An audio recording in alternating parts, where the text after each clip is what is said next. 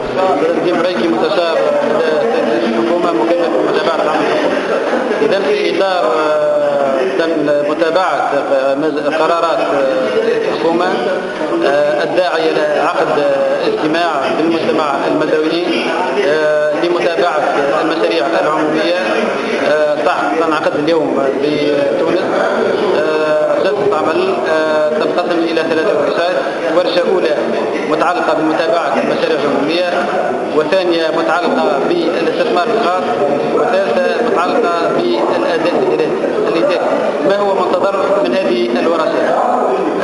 في الحقيقة احنا نريد أن نعطي دفعا للاستثمار العمومي، ونريد أن ندفع إلى الأمام في نسبة إنجاز المشاريع العمومية التي تعهدت بها الدولة في ميزانية 2012، وكذلك نريد أن ننفذ ما تم الالتزام به في المجلس الوزاري المضيق المتعلق بولاية سليان.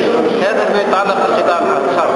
كذلك نعرف أن مسألة التشغيل مطروحة وبحدها في سليان، فهنالك مشروع لتشغيل 10,000 مرافق مدرسي، ونحن الآن بصدد بلورة البلورة النهائية لهذا المشروع، والذي سيعطي تمييزا إيجابيا للولايات الداخلية والأقل تشغيلية، وبما فيها ولاية سليان. هذا في الجانب التشغيلي. إلى جانب ذلك نحن بصدد النظر لدفع المستثمر الخواص، وأنا كنت في جلسة مع المستثمر الخواص. هنالك بعض العوائق التي يمكن تجاوزها ويمكن التسريع في النطاق الإداري من أجل الانتصاب المستثمر الخاص. الأستاذ الخبير طارق السرعاني أستاذ جامعي ومختص في إدارة الأعمال وفي نظم المعلومات، شاركت في هذا اللقاء التقييمي لمسألة التنمية بسليانة، والهدف كان منه باش نعرفوا شنو هي الآفاق، شنو هي خاصة المشاكل اللي هي تعرض التنمية، واللي هي مخلية معناها جهة سليانة معناها ماهيش قائمة لاقية معناها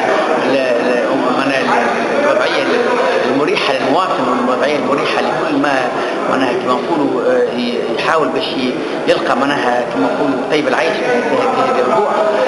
ولهذا حاولنا باش نحللوا المشاكل، حاولنا نحللوا الواقع، وحصلنا على عدة نتائج كانت ثم منها المتوقع ثم منها غير متوقع.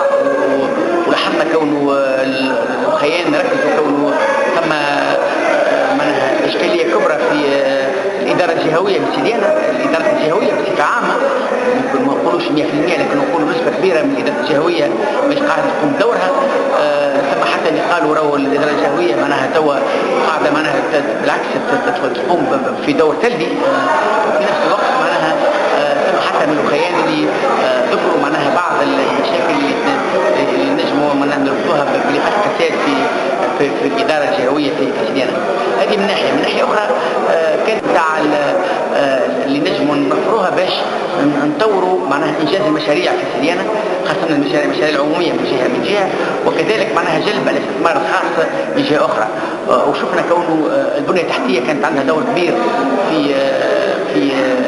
في كما نقولوا في عدم من اعطاء المستثمر الحماسه باش يجي سليانة. هذا من ناحيه اخرى لقينا اللي كذلك معناها الموارد البشريه في سليانة هي موارد بشريه معناها مهمشه خاطر معناها موقع تطويرها، خاطر كذلك ما يوقعش تاهيلها، وكذلك معناها مش قاعد توجيهها باش هي تحضر روحها وتنجم تكون معناها طرف فاعل في انجاز التنميه في سليانة. هل يمكن القول أنه الجلسة هذه معناها أعطت نتائج إيجابية؟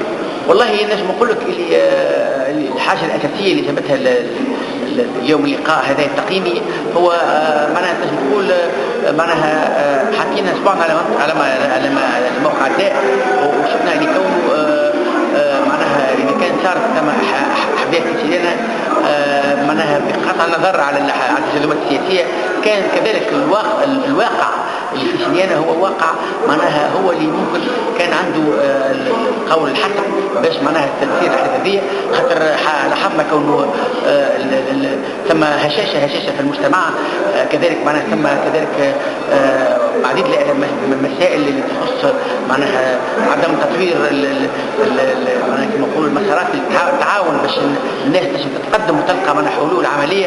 ولهذا لاحظنا الحقيقه كونه معناها الجهه بقيت وللاسف معناها مهمشه، رغم اللي بطبيعه الحال كما تعلم اللي كانوا ثم حكومه جديده، لكن وللاسف معناها الاداره الجهويه لم تعي بذلك. وانا نقول اللي كانوا خيانه معناها كما حمل المسؤوليه الوالي، كما حمل المسؤوليه للجهات اللي تابعوا اللي هو المعتمدين الاول، كما كذلك معناها كما نقولوا حمل المسؤوليه للاداره الجهويه، عده ادارات جهويه. نجيب خلفاوي والله في البدايه نحب نبلغ تحياتي لاهلنا في سريانه، ونتمنى لهم يعني مزيد يعني من الرقي ومن الحقيقه.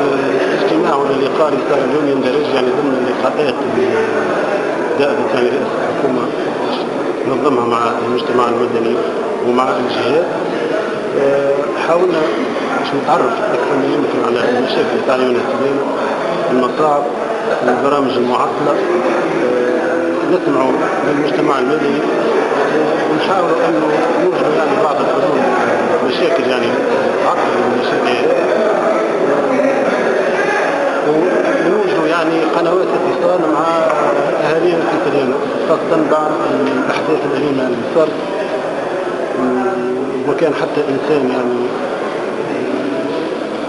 ينتظر يعني في الامر هذا، وان شاء الله يعني نقدموا يعني في حل مشاكل سريانة، وندعموا المجهودات التنمية، نعطيه اكثر ما يمكن يعني من الامل لأهلنا في سريانة صحيح منطقة محرومة، لكن إن شاء الله في الوضع الحالي وباللقاءات هذه نحاول أكثر ما يمكن أن نتواصل ونوجد يعني حلول للمشاكل الموجودة.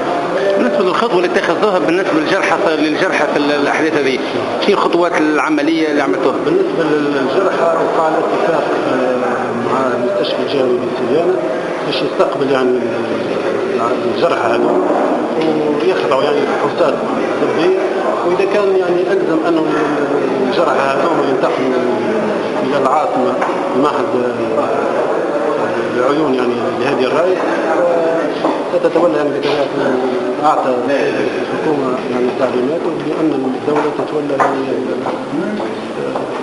يعني مصاريف الجرحى هذول وإقامتهم في المستشفيات.